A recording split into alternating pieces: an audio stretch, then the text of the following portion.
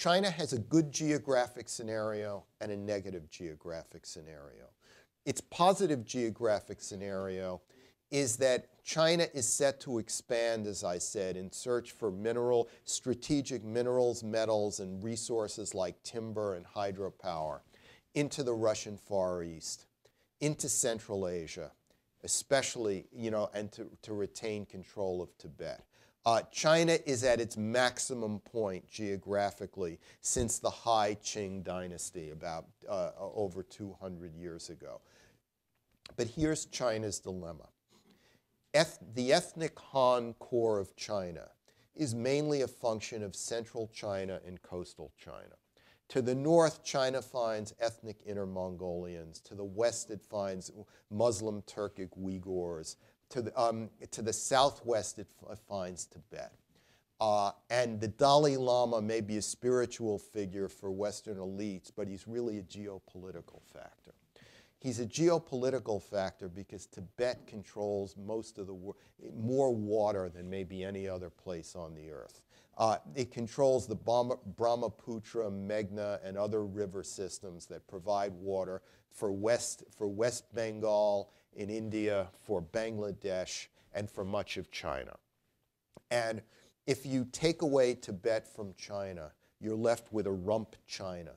That's not much bigger than China during the Ming Dynasty, without water. So this ethnic Han core looks to these high plateau and grasslands in Inner Mongolia, Xinjiang province in the west, Tibet in the southwest, where it's different ethnic groups who have had difficult historical relations with the Hans. And so the Chinese leadership says, the West wants us to liberalize. Are they crazy?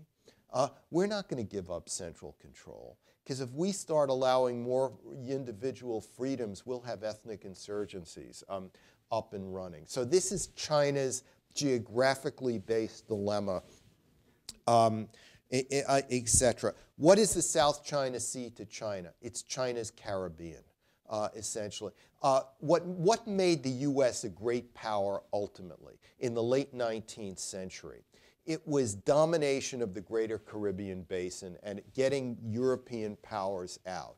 Because if you look at a map of the New World, you'll be superficial if you say the New World is divided between North America and South America. It's really divided between the whole area north of the Amazonian basin and south of the Amazonian basin. That's why Venezuela, Colombia are not in South America, regardless of what the map said. They're part of the Caribbean world. Most of the people in Venezuela all live near the coast. The south is difficult jungles. By getting control of the Caribbean, the United States was able to dominate the Western Hemisphere.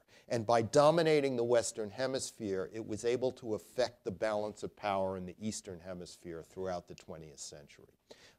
That's what the two world wars were about. China sees the South China Sea similarly. The South China Sea, if it can control it, gives China access to the Indian Ocean. It totally shifts the balance of power throughout the Western Pacific.